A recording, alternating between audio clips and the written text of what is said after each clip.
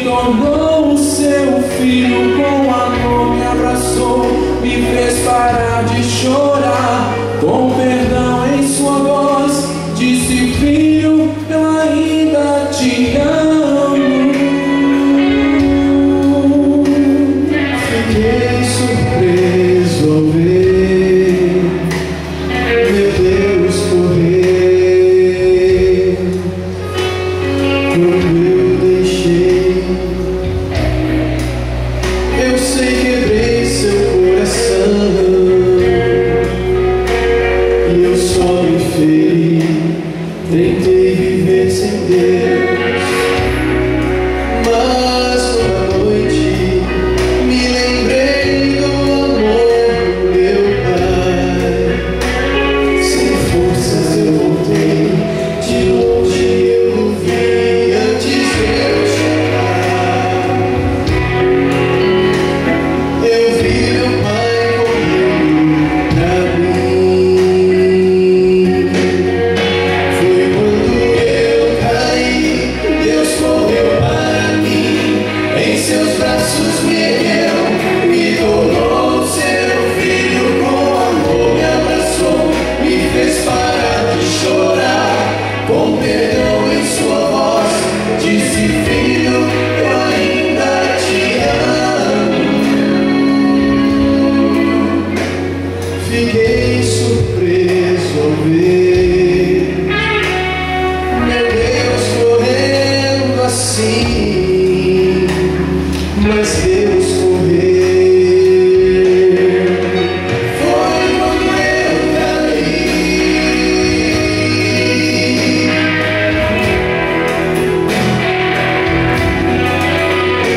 Eu andei tão só, sem ninguém, longe do meu Pai, mas mesmo assim Deus me deu seu perdão.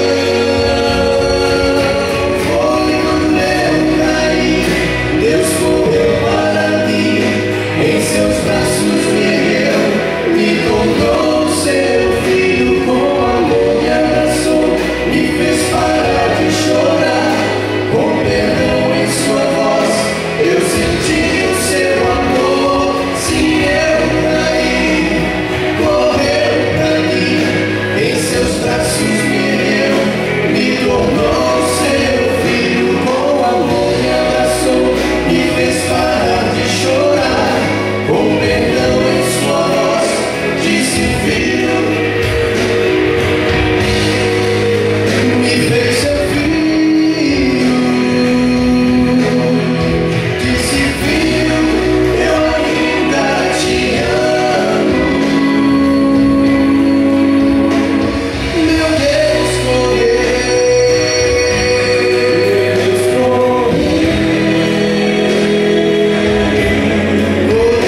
pra mim.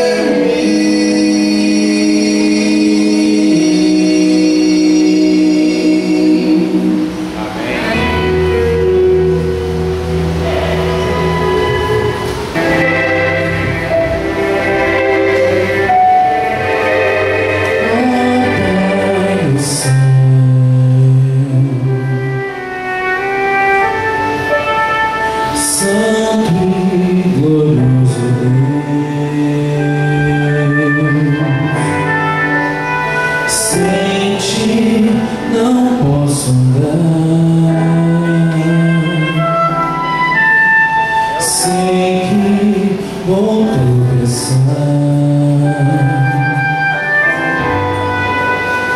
Toma minha mão.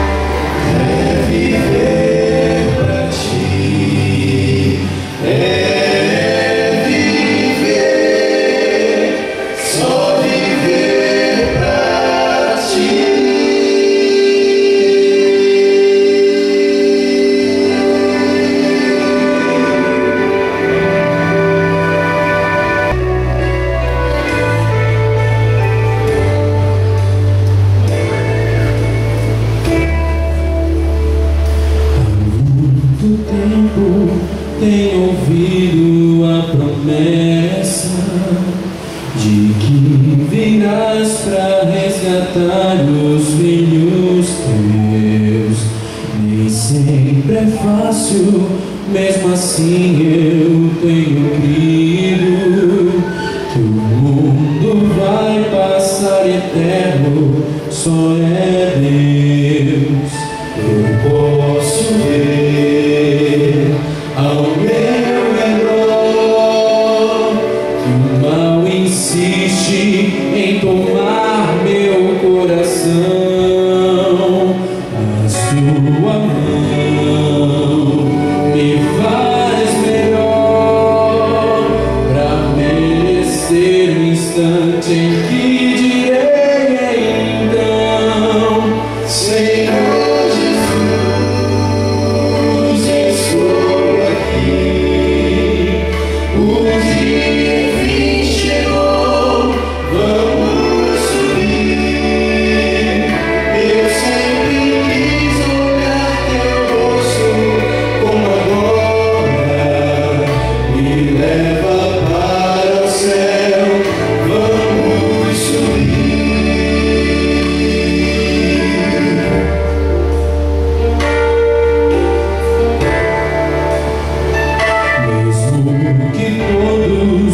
os amigos se afastem e que eu seja perseguido em meu viver, tua presença em minha vida é o que importa, pela certeza de que não vou perecer. Eu posso ver ao meu redor que o mal insiste em tomar meu coração, mas tua mão me faz melhor pra merecer o instante em que direi então: Senhor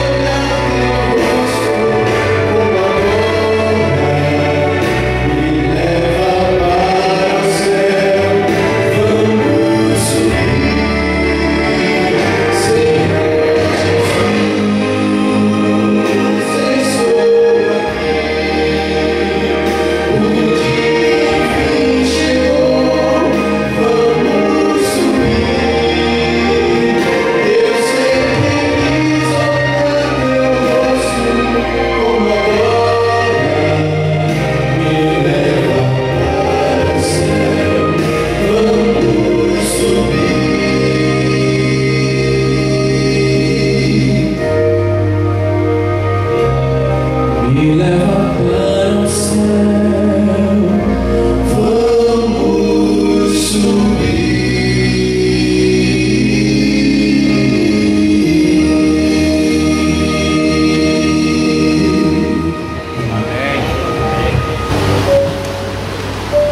Assim como estamos, quero convidar você a inclinar a sua cabeça e falarmos com o nosso Deus. Vamos orar ao Senhor. Querido Deus, mais uma vez nos apresentamos diante de Ti, Senhor, trazendo a nossa vida trazendo as nossas alegrias, trazendo as nossas frustrações. Chegamos até aqui porque somos muito pequenos. E o Senhor é grande. O Senhor é o nosso Criador. O Senhor é aquele que nos mantém também. Por isso, meu Deus, por favor, ouve a nossa oração, ouve a nossa súplica, Senhor. Mais uma vez eu lhe peço que leia cada um desses papéis que estão nesta caixa. Aqui está a vida dos teus filhos. Leia e trabalhe com cada um de nós. Chegou o momento agora de abrirmos a tua palavra, Senhor. Nós precisamos ouvir a tua voz, meu Deus. Por favor, fale ao nosso coração. Eu te peço em nome de Jesus. Amém. Amém.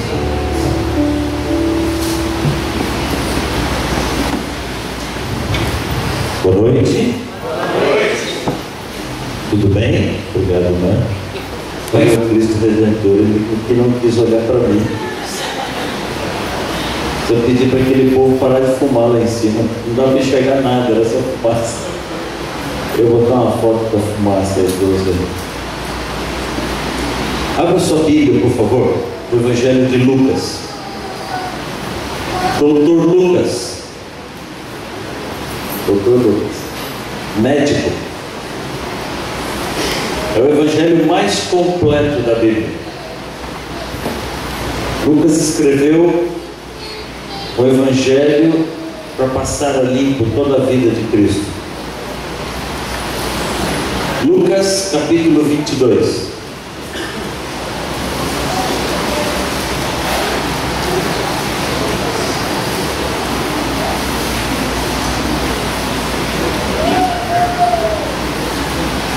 Lucas, capítulo 22.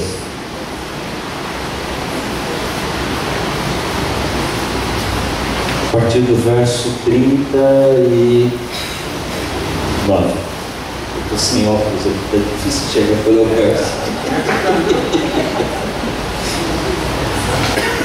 O texto que eu leio, né? Fazer um versinho tão pequenininho dele, 39.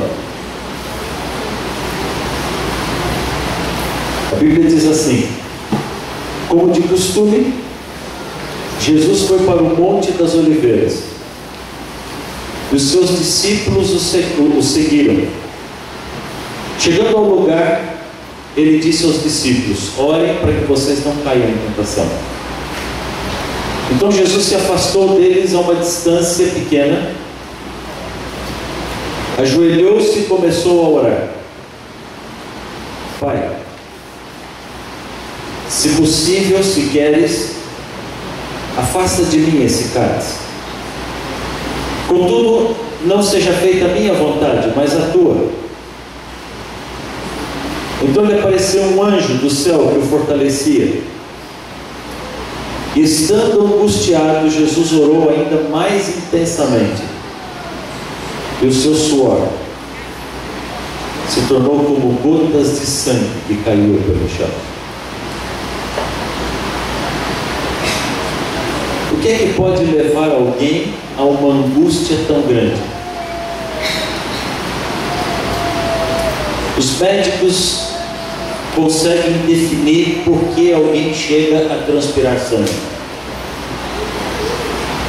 Quando nós entramos numa situação de angústia, o nosso organismo começa a lançar hormônios na corrente sanguínea para tentar estabilizar o funcionamento do corpo. Dentre esses hormônios, o organismo libera muita adrenalina. Mas se essa angústia for muito grande, o organismo vai liberar tanta adrenalina que vai provocar um aceleramento cardíaco. E isso vai forçar tanto, vai aumentar tanto a pressão sanguínea, que esses vasos fininhos vasos sanguíneos bem fininhos, que irrigam a pele. Eles não suportam a pressão e eles começam a romper. E da pele começa a pingar sangue. Eu achei muito interessante quando eu li esse estudo. Não sei se tem mais alguma novidade sobre isso, mas quando eu li, o estudo dizia que em termos médicos é possível constatar essa pressão muito alta num estado de angústia tão grande, mas ainda não havia casos registrados. Não se conhecia alguém que houvesse chegado a uma angústia tão grande assim. A Bíblia diz que Jesus foi ao Monte das Oliveiras conforme o seu costume. O Monte das Oliveiras é uma montanha coberta de árvores de oliveira. Por isso dá o nome Monte das Oliveiras. Oliveira, para quem não conhece, não é só o vizinho que mora do outro lado da rua, não. Oliveira é o pé de azeitona. Por incrível que pareça, a azeitona não nasce em vidro. A azeitona nasce em árvore. O Brasil não tem clima para produzir azeitona. Até hoje no Brasil eu só vi uma árvore de oliveira, do Jardim Botânico em São Paulo. A árvore é muito bonita, mas nunca deu fruto. Não produz azeitona, porque a oliveira precisa de um clima que tenha inverno e que tenha verão bem definido. É uma árvore que precisa hibernar no inverno e que precisa ter muito calor para produzir fruto. A melhor região do mundo para oliveira, para azeitona, é o Oriente Médio, a Grécia. A Europa produz muita azeitona também. Aqui na América do Sul, continente sul, o hemisfério sul não é muito bom para a produção de azeitonas. Aqui no sul, a Argentina produz um pouco, o Chile tem uma produção um pouco maior. Mas a azeitona que é produzida no Chile e na Argentina são mais para consumo. Não são azeitonas muito boas para azeite. A azeitona é verde. Quando ela fica madura, ela fica preta. Azeitona verde e azeitona preta estão na mesma árvore. Azeitona preta e azeitona madura. Azeitona verde é azeitona verde. Óbvio, né? Azeitona verde é azeitona verde. Na mesma árvore você consegue ver azeitonas pretas, verdes e azeitonas de duas cores. Porque quando ela vai amadurecendo, ela vai ficando preta de cima para baixo. Então você tem azeitonas verdes, pretas e azeitonas em processo de amadurecimento. Quando você colhe a azeitona, não dá para comer.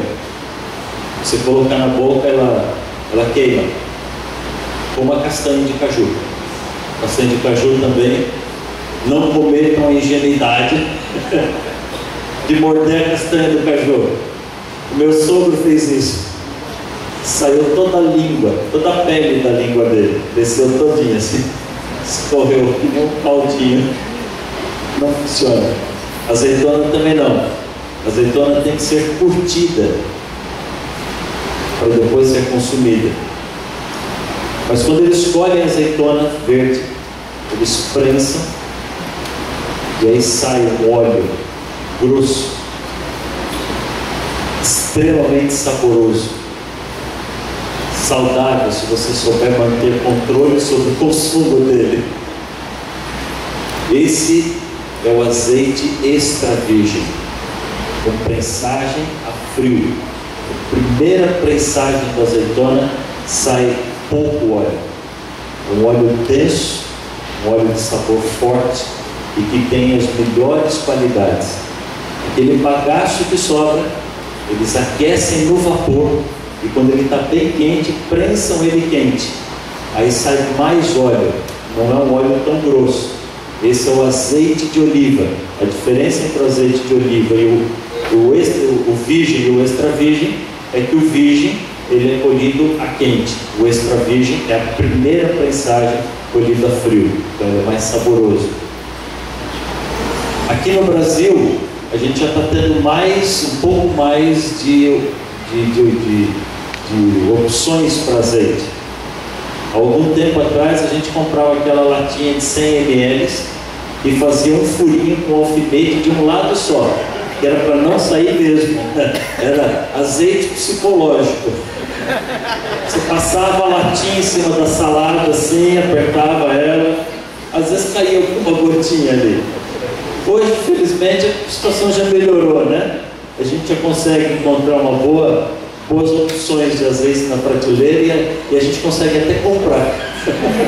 A gente consegue até comprar. Mas nos dias de Cristo, o único óleo que eles conheciam era o azeite de oliva. E o extra virgem, que só tinha prensagem a frio. Toda vez que você vê na Bíblia falando em óleo, é azeite de oliva. O azeite de oliva, ele era usado para cozinhar, óbvio, o óleo era usado para cozinhar. Ele era usado para limpeza. Ele era usado para tratamento médico nas feridas, para massagem. E ele era usado para iluminação. Toda vez que você lê na Bíblia que acenderam uma lamparina, o óleo usado era azeite de oliva, era o único óleo que eles tinham. Imagine que legal, poder usar o azeite de oliva na lamparina. Além de iluminar, deixava aquele cheirinho, aquele aroma agradável do azeite de oliva, né? Então toda vez que você vê falar que foi acesa uma lâmpada, acenderam as lâmpadas, o castiçal que tinha no santuário, qualquer lamparina de casa era azeite de oliva. Aliás, tinha tanto azeite, o acesso ao azeite era tão fácil, que era mais fácil deixar a lâmpada acesa do que apagar para acender dali a pouco, porque não tinha palito de fósforo, não tinha isqueiro. A BIC ainda não fabricava isqueiro. Então, para acender uma lamparina dava muito trabalho. Então as lâmpadas ficavam acesas dia e noite. Mesmo de dia ficava a lâmpada acesa lá. Então quando você chegava na casa de alguém e não tinha ninguém, você olhava para a lamparina. Se a lamparina estivesse acesa, podia esperar que a pessoa ia voltar logo, no máximo em 2 ou 3 dias, né? Agora, se você chegasse na casa da pessoa e a lamparina estivesse apagada, aí ele ia demorar pelo menos uns 2, 3 meses para voltar para casa. Então assim, Jesus gostava de estar no Monte das Oliveiras. Jesus gostava de orar nas montanhas. Com frequência nós encontramos Jesus orando nas montanhas. Mas por favor, tome cuidado com isso. Jesus não subia na montanha para estar mais perto de Deus. Às vezes a gente tem um pouco dessa sensação, tem ou não tem? Você vai subindo, está mais perto de Deus. Por isso que quando eu estava no Cristo Redentor, eu achei que Deus estava com raiva, né? Estava tudo nublado. Quando a nave Apolo caiu no mar e os 3 astronautas foram resgatados, a imprensa toda foi para cima de Neil Armstrong. Neil Armstrong foi o primeiro homem a pisar na Lua. Sabe quem foi o segundo? A humanidade não liga o segundo. Ninguém quer saber do segundo. A gente só lembra do primeiro. Todo mundo foi para cima de Neil Armstrong. E o repórter perguntou para ele assim: Armstrong, qual foi a sua sensação ao pisar na Lua? E Armstrong disse assim: lá em cima, lá no alto, eu me senti mais perto de Deus.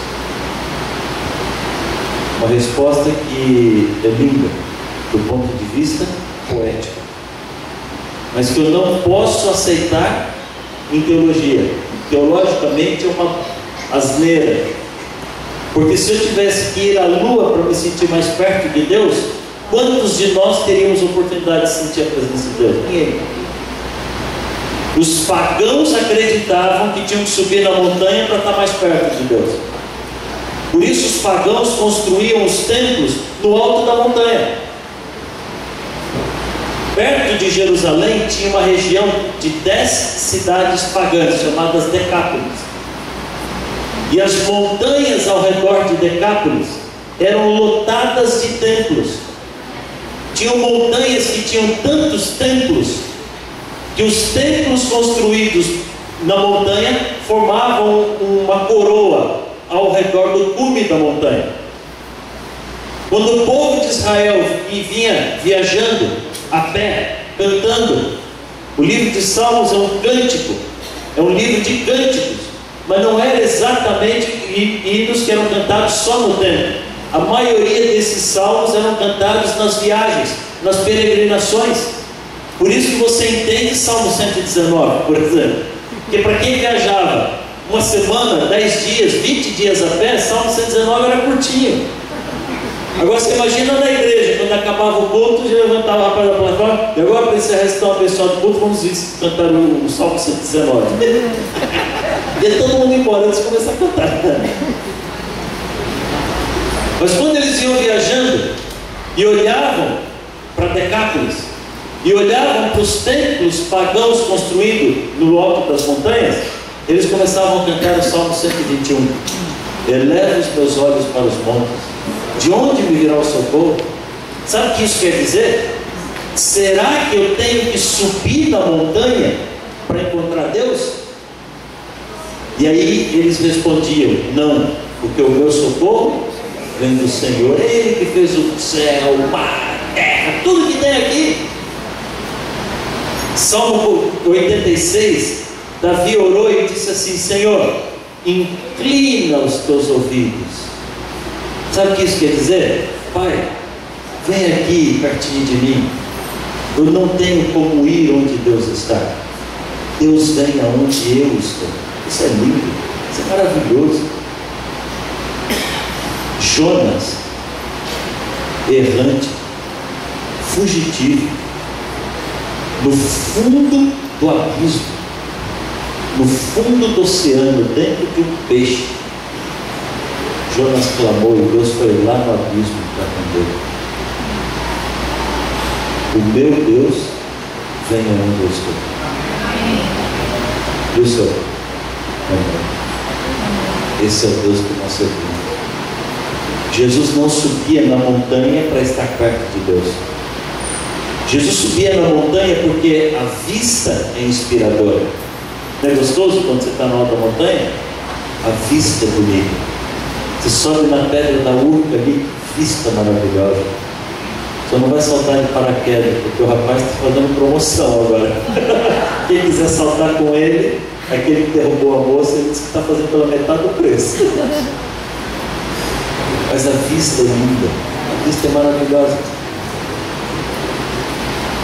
De todas as montanhas que Jesus subia para orar, o lugar predileto dele era no Monte das Oliveiras. Porque além de ser um lugar agradável, ficava aquele cheirinho gostoso. Ali no Monte das Oliveiras ele fica do lado de fora da cidade de Jerusalém. Ali tinha um jardim, um bosque, chamado Jardim do Getsemane. Aqui nós estamos no final da última semana de Cristo. Era quinta-feira. Jesus havia tomado a ceia com os discípulos. Depois de tomar a ceia com os discípulos, Jesus foi ao Monte das Oliveiras. Jesus foi ao Jardim do Getsemane, ao seu lugar predileto de oração. E quando Jesus chegou ali, Jesus pediu que os discípulos orassem por ele. Foi a primeira vez que Jesus pediu que os discípulos orassem por ele. Jesus se afastou deles um pouquinho e a oração de Cristo foi muito intensa. O que é que levou Cristo àquele sofrimento tão grande que fez com que os seus vasos rompessem e começasse a brotar sangue da sua boca?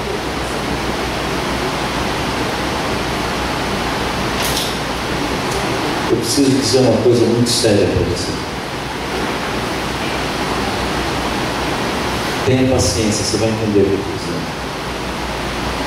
Jesus foi ao jardim de Getsemane para morrer ali.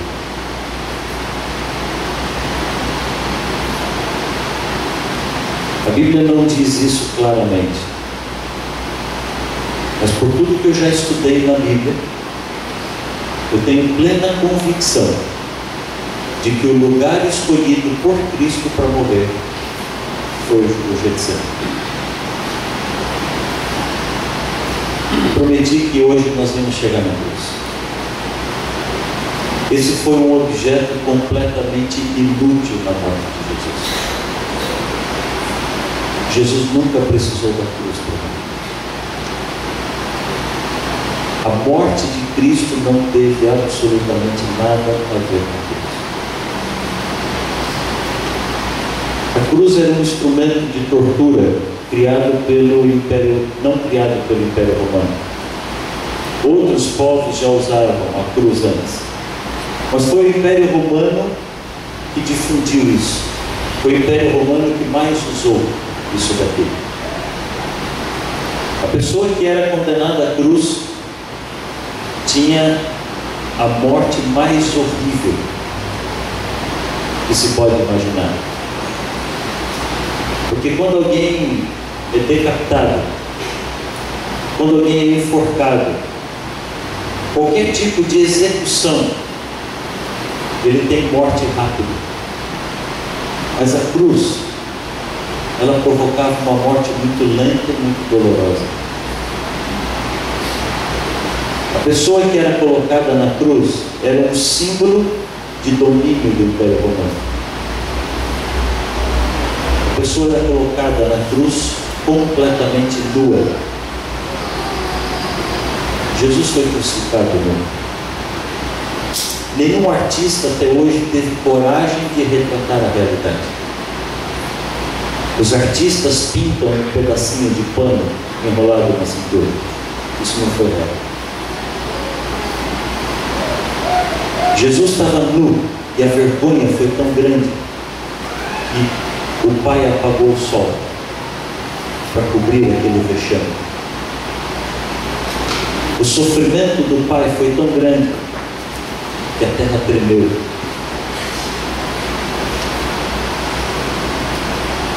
A pessoa que, quando era colocada na cruz, ela era amarrada e pregada.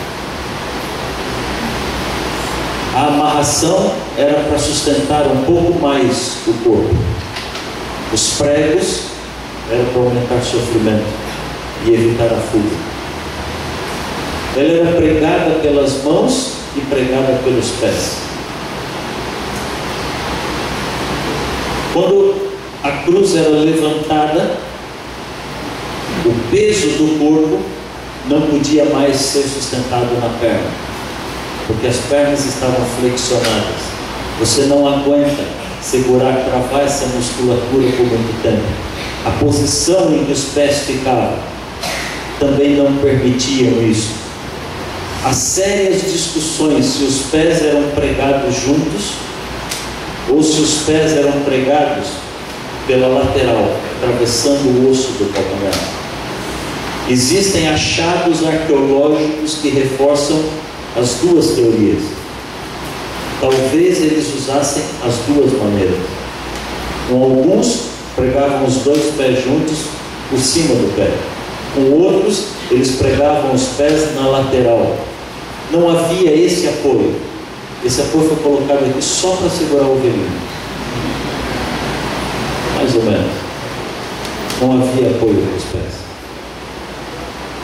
As pernas flexionadas, o corpo, o peso do corpo, ficava dependurado nos braços abertos.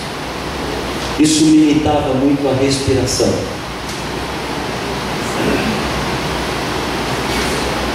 Dependendo do estado de saúde da pessoa, ela levava em torno de 5 a 7 dias para morrer. Eles quebravam as pernas para aumentar o sofrimento e antecipar a morte. Ao quebrar as pernas, também evitava que a pessoa tentasse fugir. Ou você imagina, ela já estava com os pés pregados. A hora que quebravam as pernas, aí o peso todo caía sobre o pé.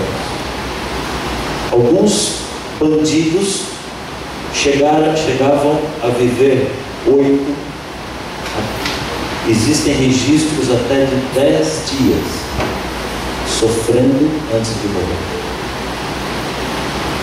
Eles não davam comida. De vez em quando davam uma esponja com água, e às vezes davam também a esponja com vinagre, porque o vinagre é fermentado. A fermentação produz álcool. Era um anestésico, uma maneira de aliviar um pouco, talvez por exigência dos direitos humanos.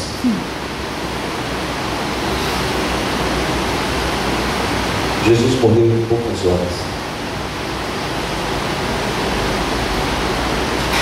Jesus foi crucificado de manhã e morreu perto do meio-dia. Ou meio-dia, morreu logo. Mas Jesus não passou mais de 3 ou 4 horas na cruz. Isso me indica que a cruz não teve nada a ver com a morte de Cristo. Eu sei que ele morreu na cruz. Você entendeu a diferença? Ele morreu na cruz. A cruz é o símbolo do cristianismo. Qualquer prédio, qualquer lugar do mundo que tem uma cruz na frente, todos sabem que ali é uma igreja. Em qualquer lugar do mundo onde eu chegar com uma cruz na lapela do meu paletó, eles sabem que eu sou um sacerdote religioso. A cruz é o símbolo do cristianismo. Eu canto, sim, eu amo essa murro de cruz. Jesus já sabia que morreria numa cruz. Se você ler Isaías já disse que ele sofreria. Isaías já dizia, as profecias já mostravam que ele seria escarnecido, zombado, desprezado, que ele sofreria as dores. A Bíblia diz que dá detalhes, que nenhum osso dele seria quebrado. Quando os soldados passaram quebrando as pernas dos prisioneiros, as pernas de Cristo não foram quebradas, porque ele já estava morto.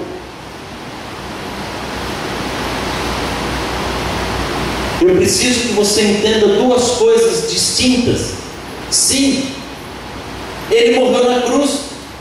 Sim, Deus sabia que ele morreria numa cruz que passaria por toda essa vergonha. A cruz era tão vergonhosa que a lei dizia que o cidadão romano não podia ser crucificado, por pior bandido que fosse. A cruz era instrumento de tortura e de execução dos povos dominados por Roma. Isso era um instrumento de mostrar poderio.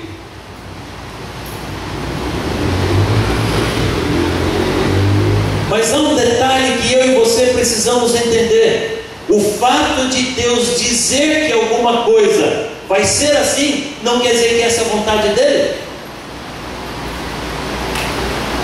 Deus conhece o futuro, ele apenas conhece. Deus sabia que depois do império da Babilônia viriam os medo-persas, e que depois dos medo-persas viriam os gregos, e que depois dos gregos viriam os romanos, e que depois dos romanos as nações do mundo seriam divididas. Isso está lá em Daniel capítulo 2, repete Daniel capítulo 7, repete Daniel capítulo 8. Deus sabe, ele não determina, ele apenas sabe. Por isso ele sabia que Cristo morreria numa cruz, mas ele não determinou, ele não escolheu. Então o primeiro fato é que sim, ele morreu na cruz. Segundo fato, não, Deus não escolheu isso. A cruz não teve nada a ver com a morte de Cristo. Por que não?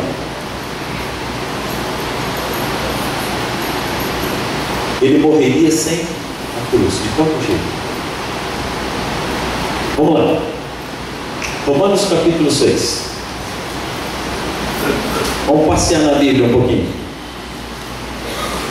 Romanos capítulo 6.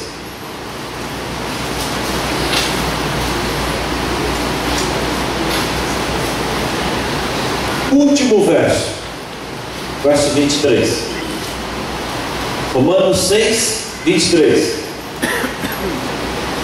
O que diz a Bíblia? Porque o salário do pecado é a morte, mas o dom gratuito de Deus é a vida eterna em Cristo Jesus, nosso Senhor. Qual é o salário do pecado? Morte.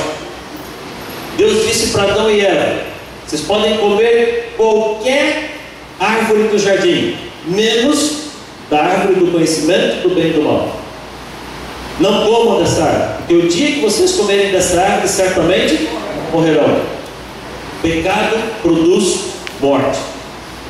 Quando Deus está dizendo que o salário do pecado é a morte, a que tipo de morte ele se refere?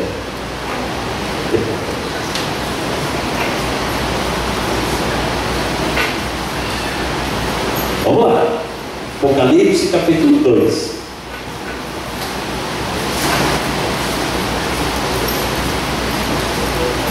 Revelação. Apocalipse capítulo 2.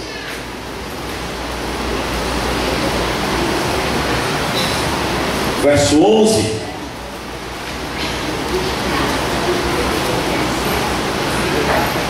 Aquele que tem ouvidos, ouça o que o Espírito diz às igrejas. Aquele que vencer de modo nenhum sofrerá o quê? De modo nenhum sofrerá a segunda morte. Segunda morte? Apocalipse capítulo 20. Vamos dar uma reforçada nisso aqui.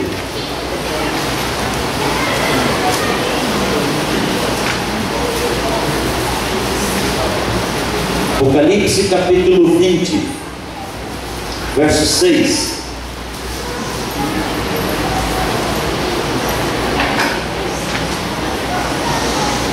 Felizes e santos os que participam da primeira ressurreição. Sobre eles a segunda morte não tem poder, porque serão sacerdotes de Deus e de Cristo e reinarão com ele durante 1000 anos. Filho, não dá para explicar tudo para você aqui. Se você tiver alguma dúvida, converse com qualquer pessoa aqui da igreja, converse comigo, não tem problema. Eu preciso ir direto para o ponto. Segunda morte me indica que existe uma primeira. Existem 2 tipos de morte. A primeira morte é a morte que nós conhecemos. É uma morte passageira. Jesus se referiu a esse tipo de morte chamando de sono. Essa primeira morte Jesus chamou de sono, em primeiro lugar porque, como o sono, quando a gente está dormindo, é um completo estado de inconsciência, a gente não sabe de nada. Uma noite bem dormida, você acorda sem saber onde é que você está. Se você dormiu 6 horas, 10 horas, 20 horas, 80 horas, não faz diferença nenhuma. Você não sabe de nada. Sono. A segunda razão pela qual Jesus chamou de sono é porque todas as pessoas que passarão por essa morte, essa primeira morte, vão acordar. Sem nenhuma exceção. Todo mundo que dorme, acorda. Alguns vão acordar para a primeira ressurreição, como lemos aqui em Apocalipse 20. Outros vão acordar para a morte eterna. Acordar para morrer, é isso mesmo. É porque todos os que passam pela primeira morte não passaram pelo juízo, não sabem o que aconteceu, têm o direito de saber, acordarão para saber o que aconteceu, para que o universo conheça que Deus é amor, trata com amor e com justiça, não há falhas, não há erros. Primeira morte, a morte passageira, sono. Segunda morte, morte eterna. A Bíblia chama de morte eterna, porque é uma morte com consequências eternas. Quem receber a segunda morte, desaparece, nunca mais voltará a existir. Essa é o salário do pecado. Essa segunda morte, essa morte eterna é o salário do pecado. Quando Deus disse para Adão e Eva: quando vocês comerem desse fruto, certamente morrerão, Deus estava se referindo à morte eterna.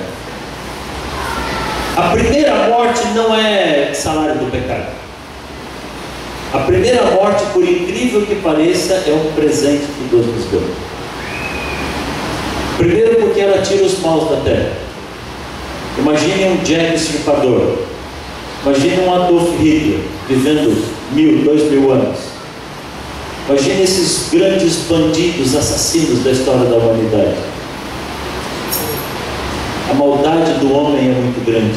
No início os homens viviam 600, 800, 900 anos. Quando a maldade aumentou, Deus disse assim: não dá para viver tanto tempo. Ele encurtou para 100, 100 e poucos anos. Segundo, porque essa morte que nós conhecemos agora, que você viveu essa experiência tão dura, ela dá descanso ao sofredor. No mundo tão miserável, tão corroído pelo pecado, ninguém quer morrer. O Steve Jobs dizia assim: até aqueles que acreditam no céu não querem morrer para chegar lá. Ninguém quer morrer. Deus colocou em nós um instinto natural de sobrevivência, mas nós precisamos reconhecer que ninguém teria paciência de viver muito mais do que o que a gente vive nesse mundo. No início desse ano, veio a notícia que a vozinha da minha esposa estava muito ruim. 98 anos de idade. Eu falei: bem, é muito egoísmo a gente querer exigir que Deus a mantenha viva. Nós temos direito ao descanso. Deus nos dá um período de tempo para escolhermos um exército. Então o descanso para recebermos a vida eterna. É simples. É assim que funciona.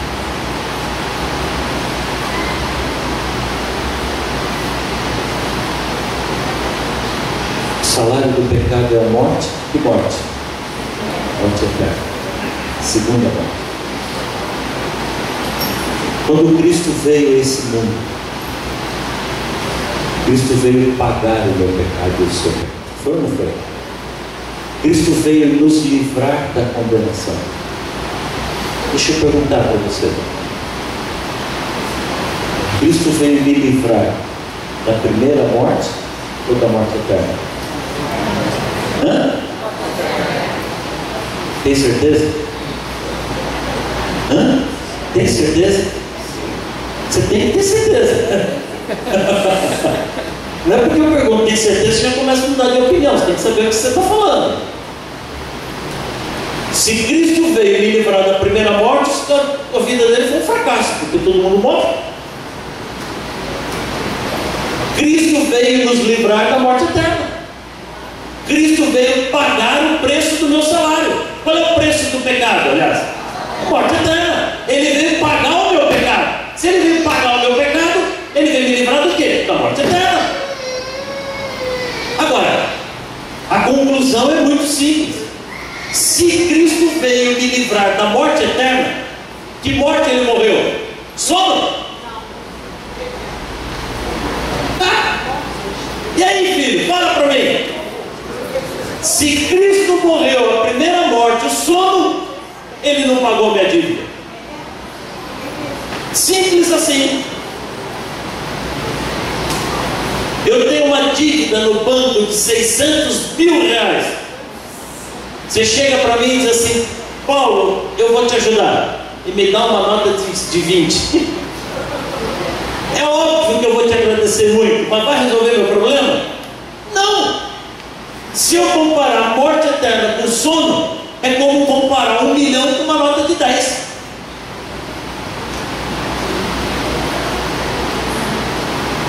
Cristo veio limpar o meu pecado. Cristo veio limpar o seu pecado. Filho, lembre do ritual do santuário. Cada pessoa que pecava, cada pecado que era cometido, um por um, era sacrificado um cordeiro. O sangue desse cordeiro era recolhido. Simbolicamente o pecado estava onde? No sangue. O pecador confessava o pecado dele sobre o cordeiro. Ele passava o pecado, a culpa para o cordeiro. O cordeiro era sacrificado, o sangue recolhido. O pecado, a culpa estava no sangue.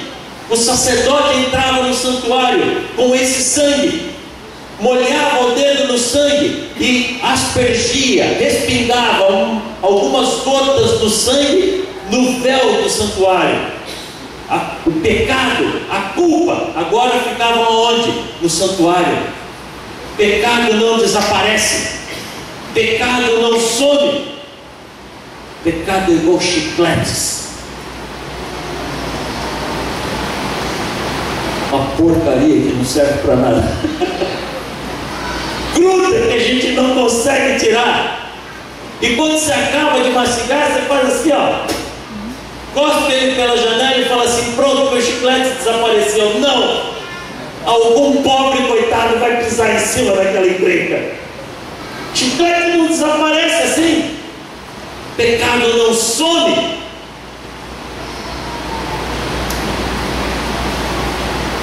Cada pecado confessado por cada cordeiro que era sacrificado ia se acumulando no santuário. O santuário ia apodrecendo de pecado acumulado. Por isso que uma vez por ano o santuário passava por uma purificação. E agora todos os pecados que foram acumulados no santuário durante o ano inteirinho eram purificados. Ia para onde isso daí? Esse pecado não sobe no coração de Cristo. Jesus foi acumulando cada um daqueles pecados. Ano após ano, Jesus foi acumulando cada um daqueles. Jesus foi acumulando os nossos pecados. Sabe por que hoje a gente não precisa mais imolar o cordeiro? Porque o cordeiro, o verdadeiro cordeiro, já morreu. O sangue necessário já foi derramado, mas ele tem que ter me libertado do meu pecado. Se ele morreu solo, nós estamos perdidos. Jesus morreu, morte eterna, a morte, salário do pecado. Mas você diz assim: pastor, mas como é que foi morte eterna se ele ressuscitou? Porque ele não tinha pecado. A morte dele foi injusta, a morte dele foi indigna. Se ele tivesse pecado, a senhora White disse que se ele tivesse pecado sequer em pensamento, se ele tivesse permitido um pensamento errado fazer ninho na cabeça dele, só isso, ele nunca mais ressuscitaria, porque aí ele teria morrido pelo pecado dele. O risco que ele correu é muito maior do que você consegue imaginar. Essa cabecinha pequenininha que eu e você temos.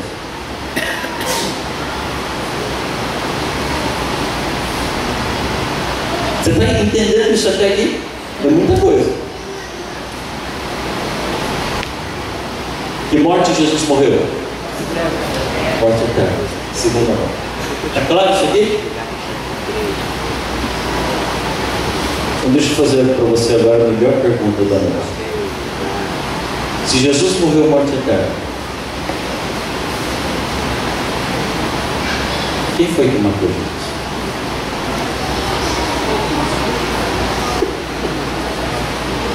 Hã? Quem foi que matou Jesus? Não. O meu pecado provocou a morte, mas eu não estava lá para executar. Você estava? Eu não matei, você não matou. O Mel Gibson fez um banho de sangue na tela do cinema para dizer que a culpa era dos romanos, não era do judeu. Essa é uma briga enorme. Quem foi que matou a Cristo? Se foi judeu ou se foi romano? Mas deixa eu fazer uma perguntinha simples para você. Existe algum judeu que consegue executar a morte eterna? Hã? Se um judeu tivesse dado um tiro no peito de Cristo, ele morreria só. Tem algum romano que conseguiria executar a morte eterna em Cristo? Também não. Se ele tivesse morrido de cruz, ele teria morrido de morte eterna? Não. Tem gente que quer dizer que Cristo morreu de ataque cardíaco, porque quando um soldado cortou o lado dele, a Bíblia diz que correu água e sangue. Quando existe um ataque do coração, os glóbulos brancos se separam dos glóbulos vermelhos. Se fosse um ataque cardíaco, seria a morte eterna? Não.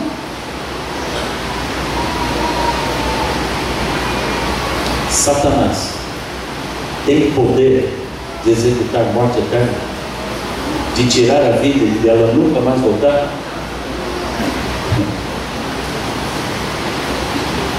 Quem é o único ser do universo capaz de extinguir com a vida definitivamente? Quem é? Deus.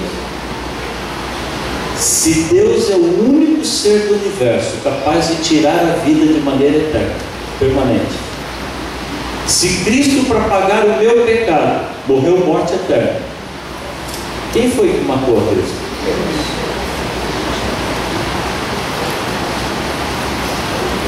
Você é forte, não é forte? É tão simples, está tão claro isso aqui na Bíblia, mas a gente parece que faz questão de não enxergar. A gente faz força para não ver, porque a coisa é muito forte, muito forte.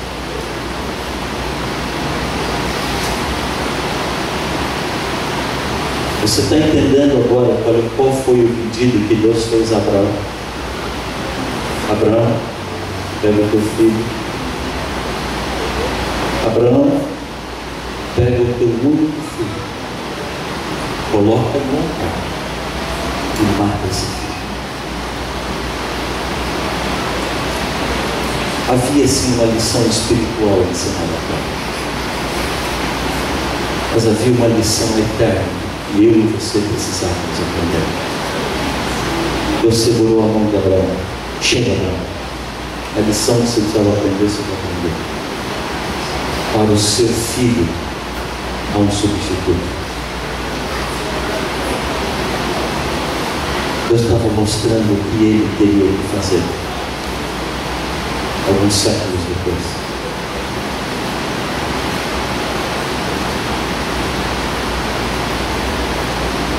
Cristo teria morrido no Getsemane. Pela primeira vez, Cristo pediu aos discípulos que orassem por ele. A humanidade dele fraquejava. Ele temia não ter forças para ir até o fim. Quando Cristo orou e disse: Pai, passa de mim esse cálice, ele estava dizendo: Pai, eu não queria que fosse assim. Eu jamais gostaria de ter que passar por isso. O remédio para curar é muito caro. É muito difícil. Mas se esse é o preço que eu tenho que pagar, eu estou pronto. Vai em frente. Sabe por que Jesus viveu aquela angústia tão grande? Não é porque ele ia morrer. É porque para Cristo morrer pelo meu pecado, ele tinha que ter consciente todos os meus pecados. Para Cristo morrer pelo seu pecado, ele tinha que ter consciente todos os seus pecados.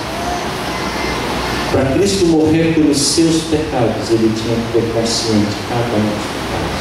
E pelo seu.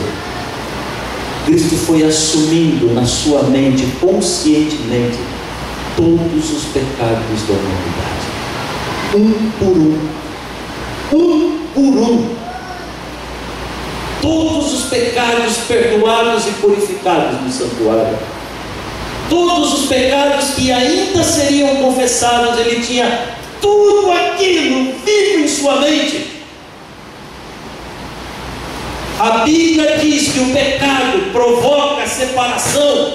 O pecado abre um abismo entre Deus e o ser humano. O pecado nos afasta de Deus. Sabe o que isso quer dizer? Que até ali o Espírito Santo esteve cuidando de Cristo, mas quando ele foi assumindo aqueles pecados, o Espírito Santo teve que se afastar dele. Essa era a angústia, essa era a dor, esse era o sofrimento insuportável. Filho, você acha que câncer provoca dor? Filho, você acha que um corte que provoca dor? Não! Você não sabe o que é a dor, porque a pior dor que pode existir nesse mundo é o afastamento de Deus. Essa angústia dessa solidão é que provocou tanta dor no coração de Cristo. E ele teria morrido ali no Getsemane se a humanidade não aparecesse. Sim. Esse foi o presente que nós damos para ele. Sabe por que Jesus foi preso? Sabe por que cuspiram no rosto dele? Sabe por que cravaram uma coroa de espinhos na sua face? Sabe por que socavam o rosto dele? Sabe por que pegaram um chicote com 5 metros de comprimento, com 3 pontas? Cada uma das pontas se dividia em 3 finas tiras de couro, e na ponta de cada uma das 9 tiras finas de couro havia uma esfera de ferro amarrada. Cada vez que o carrasco dava a chicotada, o couro cortava e aquelas bolas de ferro entravam fundo na carne. Quando ele puxava, aquilo rasgava.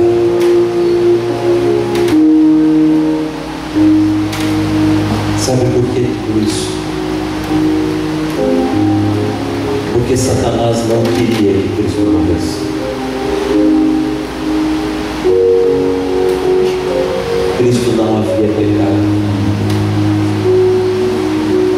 Satanás tentou de todos os jeitos fazê-lo pecar. Se Cristo morresse naquela hora sem pecado, a vitória estaria declarada. Satanás usou Judas para trair a Cristo e ferir o coração. Satanás usou os líderes religiosos para provocar ira no coração de Cristo. A coroa, o chicote, a cruz, nada disso era para Jesus. Nada disso. Satanás chegava perto do ouvido de Cristo e dizia assim: não seja bobo, não morra por eles. Eles não querem você, eles me amam, Olha como eles riem de você. Olha como eles zombam de você. Eles são meus. Eles não te querem, eles não merecem. Desça dessa cruz. Você não merece esse sofrimento. Desça daqui. Satanás se aproximava do pai que se apresentava para sacrificar a Cristo e dizia assim: é por esses que você vai matar o seu filho? Não mate. Eles não merecem, eles não querem, eles são meus. Você consegue enxergar a Trindade toda envolvida no sacrifício?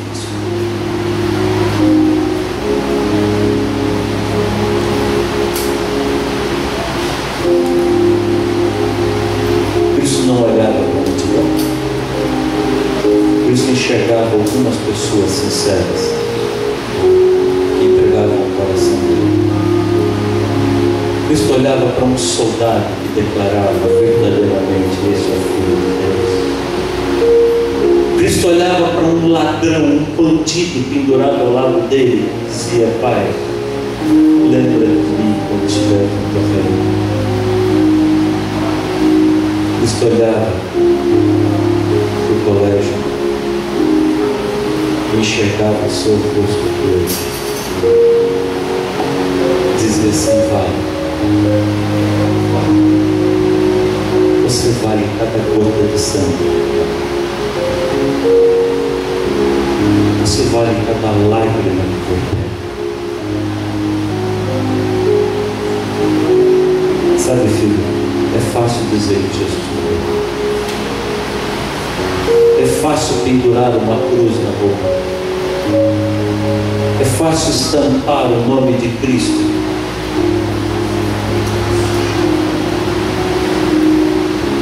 Você precisa entender o que é que tinha nessa cruz.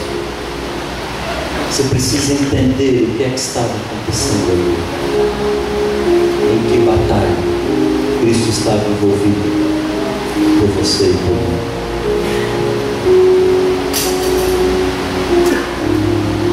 Só Cristo pode saber disso. Sabe por quê?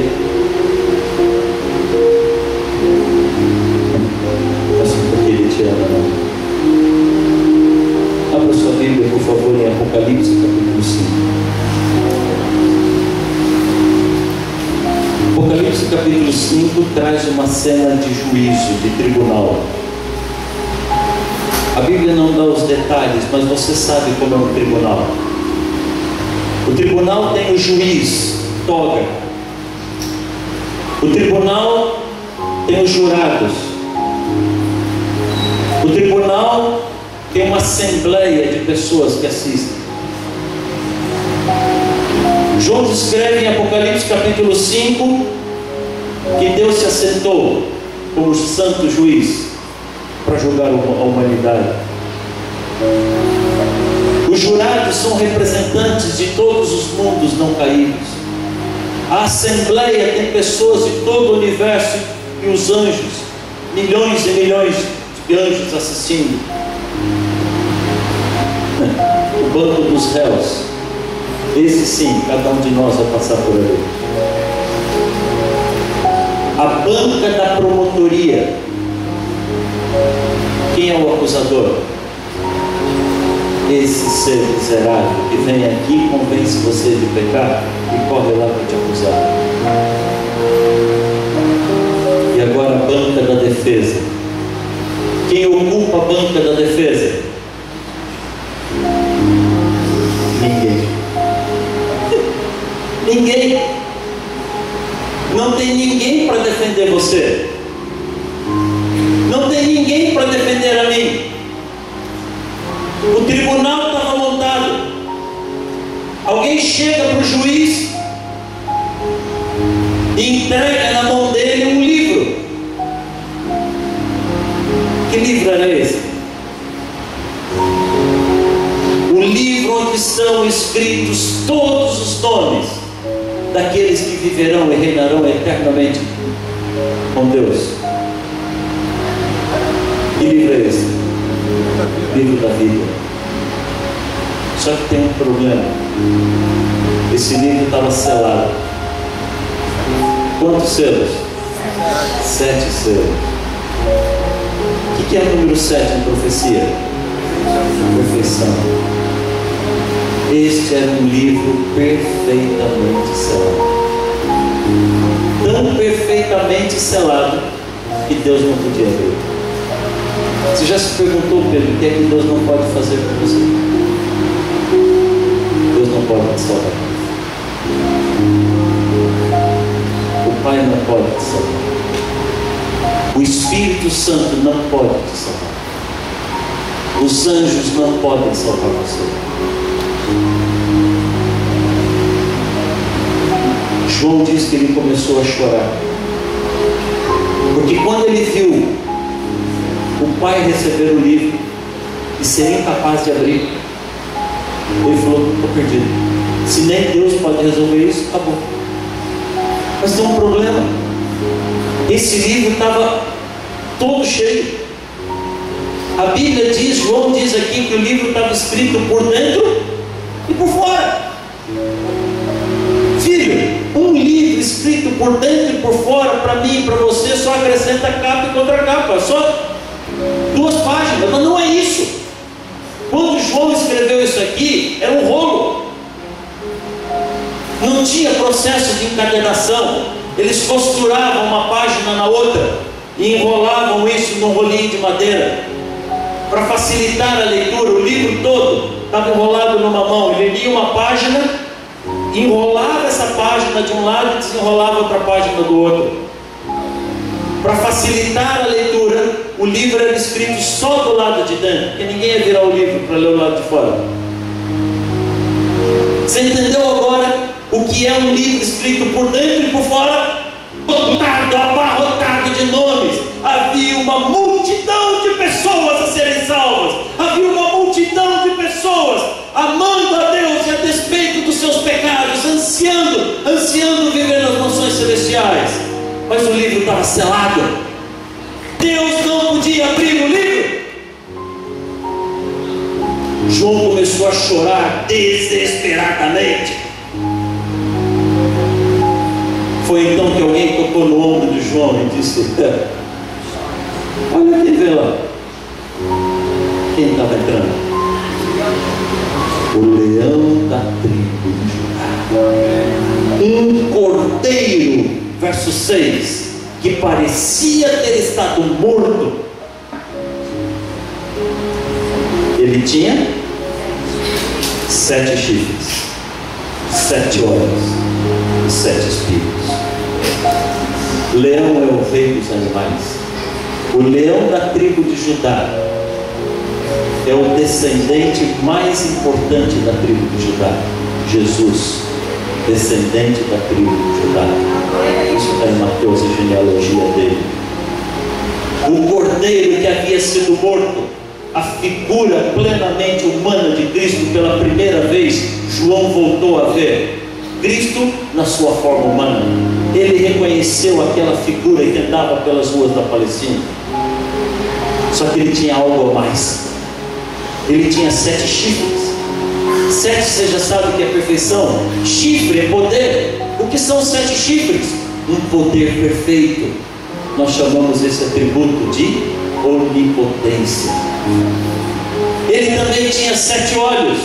Olho é sinal de conhecimento, de sabedoria. 7 olhos, um conhecimento perfeito. Nós chamamos esse atributo de onisciência. Espírito é a presença de Deus em nosso meio. 7 espíritos é uma presença perfeita. Chamamos esse atributo de onipresença. João viu Cristo entrando na plenitude da sua forma humana, mas trazia junto a plenitude da sua forma divina. Todos os atributos. Colossenses capítulo 2, verso 9, porque nele habita corporalmente toda a plenitude da divindade. Se algum dia aparecer um palhaço dizendo para você que Cristo perdeu algum atributo, não caia nessa. Eu não tenho um Deus aleijado, eu não tenho um Deus mano, eu tenho um Deus pleno e perfeito.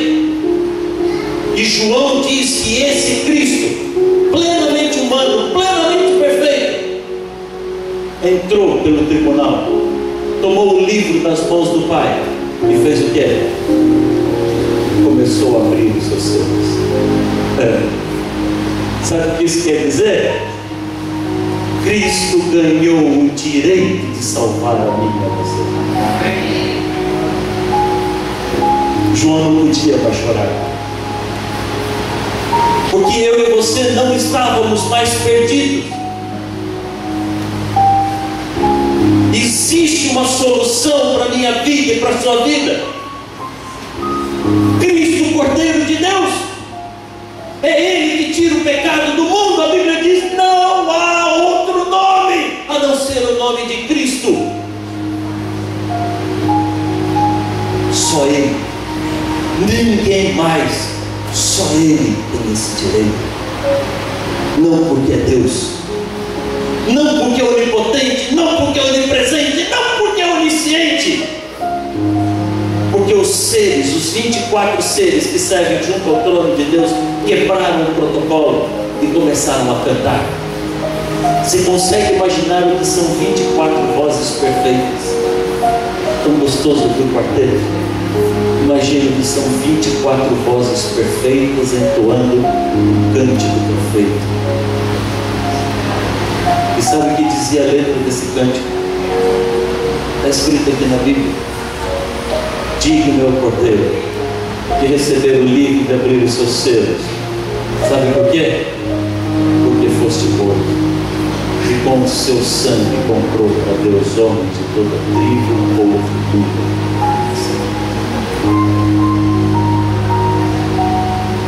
Cristo conquistou o direito de dizer: filho, a sua tia vai acordar. Eu morri por ela. Filho, a sua vida não está na desgraça. Tem esperança para você, porque eu morri por você. Você tem noção do que isso significa? Aquele cântico era tão lindo, aquele cântico era tão espetacular, aquele cântico era tão arrebatador, que no verso 11 João diz assim: então eu olhei e ouvi a voz de muitos anjos, de milhares e milhares, de milhões e milhões, e todos os anjos do céu cantavam: digno ao Cordeiro.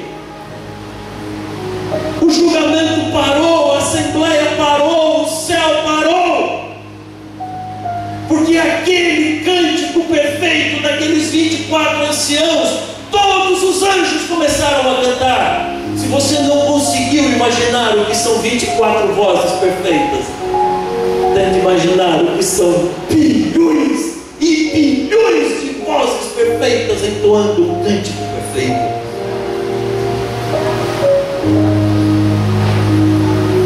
Mas não parou. João diz que esse cântico era tão maravilhoso, esse cântico era tão arrebatador, que ele diz aqui no verso 13: então eu ouvi, sabe quem? Todas as criaturas existentes no céu e na terra, debaixo do céu e no mar, em todos os lugares, cantando: digno ao Cordeiro. O universo parou. Todos os mundos não caídos pararam, entoando um cântico que ecoou por todo o universo, comemorando a minha salvação, a sua salvação. Mas sabe o que mexe comigo? Eles não pecaram. Eles não precisam de salvação. O nome deles não está escrito naquele livro. Eles não estavam ganhando nada com isso naquela hora, mas eles pararam para comemorar a nossa salvação. Mas o que me espanta é que nós, os únicos beneficiados, dizemos assim: Senhor, Eu não tenho tempo. Eu tenho que ir numa festinha. Eu tenho que assistir um filme. Eu tenho que jogar um pouquinho mais. Não dá tempo, Senhor. Eu estou muito ocupado. Filho, fala para mim. O que é que pode ser mais importante do que isso? O que é que pode ocupar o teu coração antes disso daqui? Como pode o universo parar para comemorar minha salvação e eu dizer, Senhor, não dá tempo, não tem tempo. Eu tenho que fazer o balanceamento dos pneus do carro.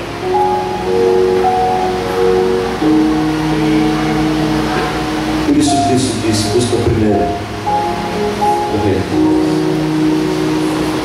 O resto não interessa. O resto é em segundo plano. Se vier, veio. Se não vier, não tem problema. Por isso ele disse, já não existe nenhuma condenação para aqueles que estão unidos em Cristo Jesus. Filho, você precisa entender o que é que Cristo significa para você. Porque hoje você entendeu o que é que você significa. O céu está parado esperando você. Quanto tempo você vai continuar dizendo? Quanto tempo você vai continuar dizendo que tem outra coisa para fazer? Simplesmente não dá mais para falar. Há um clamor desesperador de um pai que é estupidamente apaixonado por você. Você precisa estar nos meus olhos. Você precisa estar sob os meus cuidados. Isaías 47, verso 3, Cristo diz assim: eu criei você. Eu sempre carreguei você no colo. E quando você estiver velho, eu serei o mesmo Deus. E continuarei carregando você. O que é que falta para você hoje? Colocar a sua vida em Deus. Você precisa deixar que Cristo ocupe o centro da sua cabeça. Talvez você tenha sido batizado nessa igreja alguns anos atrás, mas talvez você nunca entendeu o que isso significa. Talvez você venha levando uma vida dupla, brincando de ser crente aqui dentro, brincando de viver a vida lá fora. Talvez você ache que a sua religião é comer ou não comer alguma coisa. Talvez você ache que a sua religião é usar ou não usar alguma coisa. Filho, isso é muito mais profundo, isso mexe com a minha vida. Talvez hoje você precise de uma conversão verdadeira, mesmo tendo sido batizado. Talvez você venha frequentando essa igreja há algum tempo. Já estudou a Bíblia. Vem adiando o seu batismo, dizendo, não, isso pode esperar mais um pouco. Eu tenho tempo. Não precisa ser agora. Um dia, esse dia tem que ser hoje. Essa entrega tem que ser agora. Talvez você tenha entrado nessa igreja hoje pela primeira vez na sua vida e se deparou com esse amor desse amor. E você sente que Deus está falando no seu coração, filho, chegou a hora de você entrar na sua vida. Você quer uma mudança de vida para você? Você acha que Cristo tem que ser mais importante do seu mundo? Se você entregar o seu dedinho da mão esquerda para Ele, Ele vai fazer o melhor pelo seu dedinho. Se você entregar a sua orelha direita, Ele vai fazer o melhor pela sua orelha. Mas se você entregar o seu coração, Ele vai cuidar de você inteiro. Você está entendendo o que é isso?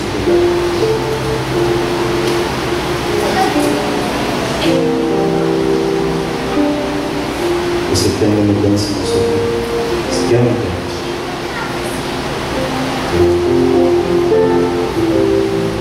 Eu não vou chamar você. Eu não vou chamar aqui na frente porque tem muita gente para ver. Eu não vou chamar você aqui na frente porque cada um de nós tem uma entrega diferente para fazer. Eu não vou chamar você aqui na frente porque talvez você tenha vivendo uma vida dupla há muitos anos e ninguém sabe. Mas você precisa de uma mudança, só Cristo pode operar essa mudança. Eu quero que você se entregue a Jesus aqui, agora, do jeito que você quiser. Mas se agora você está decidindo pelo batismo, amanhã vai ter um batismo, não estou dizendo que você vai batizar amanhã.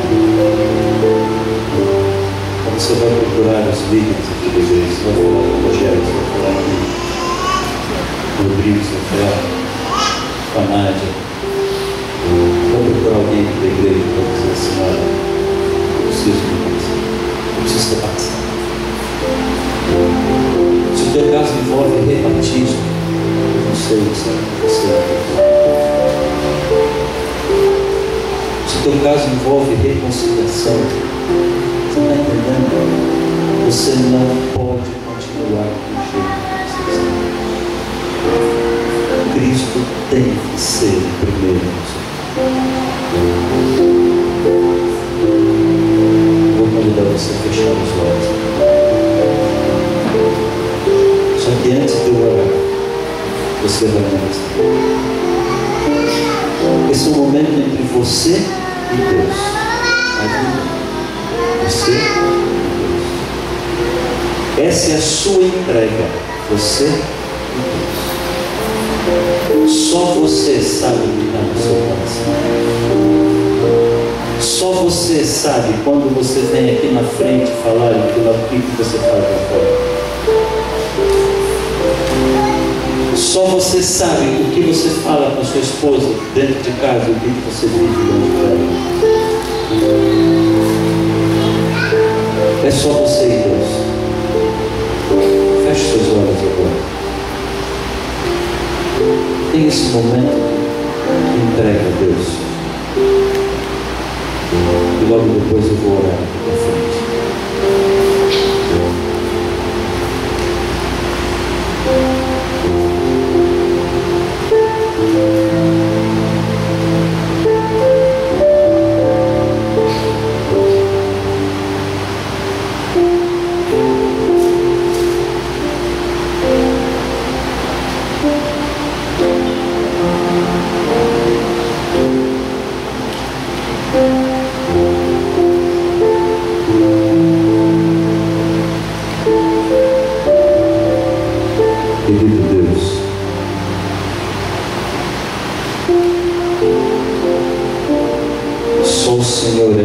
Saber tudo o que está acontecendo dentro desta igreja essa noite.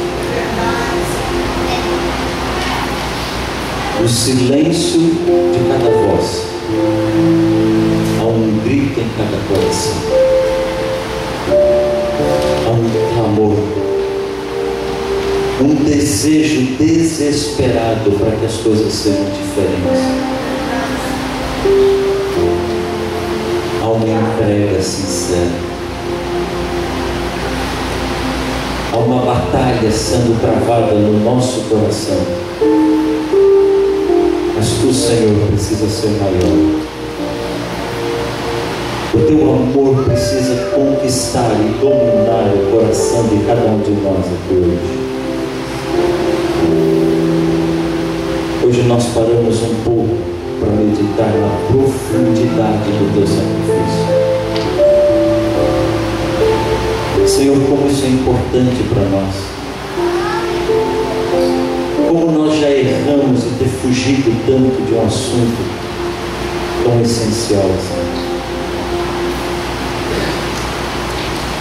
Mas hoje, quando nos deparamos com esse amor tão grande, não há outra resposta senão o nosso coração sendo desmanchado, derretido diante de Ti, Senhor.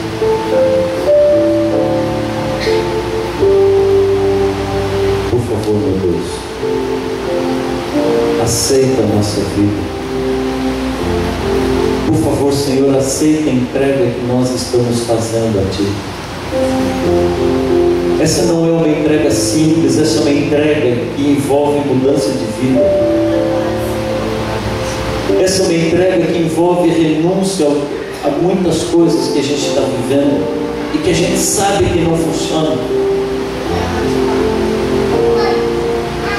Essa é uma entrega que significa que nós vamos ter que buscar alguém, conversar com essa pessoa, dizer: olha, a minha vida mudou.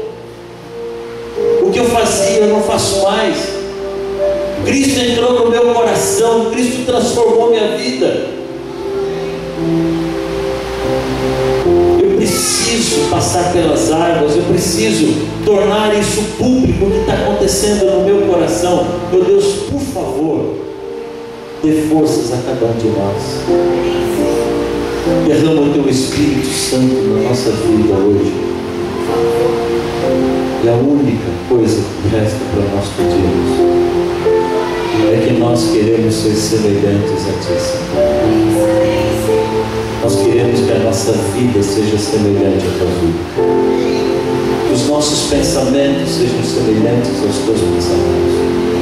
Que os nossos hábitos sejam semelhantes aos Teus hábitos. Oh, meu Deus, muito obrigado por essa noite de libertação. Muito obrigado, Senhor, por essa noite de entrega. Toma cada um de nós nas Tuas mãos. Nos leva em segurança para casa. E nos traga de volta amanhã cedo para encerrarmos essa nossa semana. Nós precisamos deste último encontro contigo, Senhor. Permaneça ao nosso lado, hoje e a cada dia. Nós te pedimos e nós te agradecemos. Em nome de Jesus. Amém. Que Deus abençoe você. Que Deus te dê uma boa noite de descanso. E até amanhã, pela graça do Senhor. Deus te acompanhe.